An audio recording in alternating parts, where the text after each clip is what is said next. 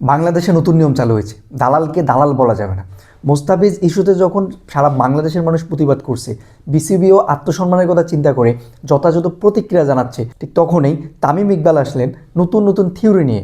ভারতের সাথে সম্পর্ক ভালো রাখতে হবে, তাদের দেশে খেলতে যাইতে হবে, কারণ 90 থেকে 99% আয় আসে আমাদের আইসিসি থেকে। এখন আমার এখানে কথা হচ্ছে, ভাই আইসিসি আয়টা করে কিভাবে? আমাদের মতো দেশগুলোকে কাজে লাগিয়েও তারা হচ্ছে আয়টা করে, তাই না? তার মানে আমরাও তাদের কাছে সমান গুরুত্বপূর্ণ।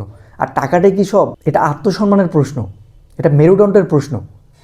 আর কাকেই বা কী বলছি? হ্যাঁ, একজন ক্রিকেটার অন্যজনের ছায়া পর্যন্ত দেখতে না চাওয়ার পরেও নগদের টাকার কাছে নিজেকে বিক্রি করে, আবার একসাথে অ্যাড পর্যন্ত করে, সে কী করে দেশের মর্যাদা এসব বুঝবে? আমার কথা হচ্ছে, মোস্তাফিজকে যখন অন্যায়ভাবে আইপিএল থেকে বাদ দেওয়া হলো, তখন আপনারা কইছিলেন, তখন আপনার এই সাঙ্গপাঙ্গগুলো কইছিল।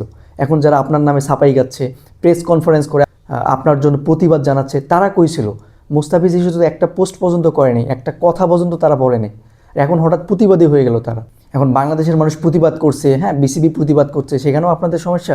আর ভালো সম্পর্কের কথা বলতেছেন, ভালো সম্পর্ক হতে গেলে অ্যাটলিস্ট দুই পক্ষের সম্মতা লাগে। এক পক্ষ শুধু দিয়েই যাবে, অন্য পক্ষ শুধু খেয়েই যাবে, এটাকে আসলে সম্পর্ক বলে না, এটাকে চাটুকারিতা বলে, এটাকে দাসত্ব বলে।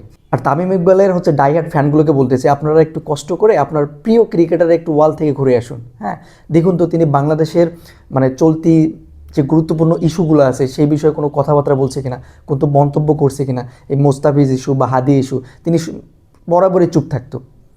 এখন কথা হচ্ছে আমার, আপনি যদি চুপ থাকেন তাহলে সবসময় চুপ থাকেন, নিজের স্বার্থের সময় কথা বলবেন, দেশের স্বার্থ আসলে আপনি চুপ থাকবেন, এটা তো আসলে হয় না। এই আপনাদের প্রিয় ক্রিকেটাররা কিন্তু 5 তারিখের আগে 3 তারিখে নেত্রীর সঙ্গে গণভবনে হচ্ছে সভা মিটিং করছিল। হ্যাঁ, সেটা দেশের মানুষ এখনও ভুলে নেই। যাক, এটা নিয়ে বিস্তারিত পরবর্তীতে কথাবার্তা বলা যাবে। চুপ থাকলে মুশি, রিয়াদ, মোস্তাফিজ এদের মতো বরাবরই চুপ থাকুন। আবার আপনাকে দালাল বললেও তো ছোটো দালালদের আবার লেলিয়ে দেন জনগণের বিপক্ষে, বিসিবির বিপক্ষে।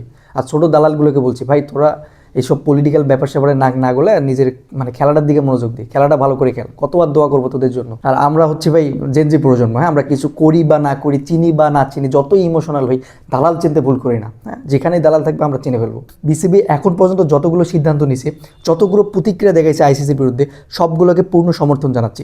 এতে বিশ্বকাপ খেলা হোক বা না হোক, ডোন্ট কেয়ার অ্যাবাউট ইট।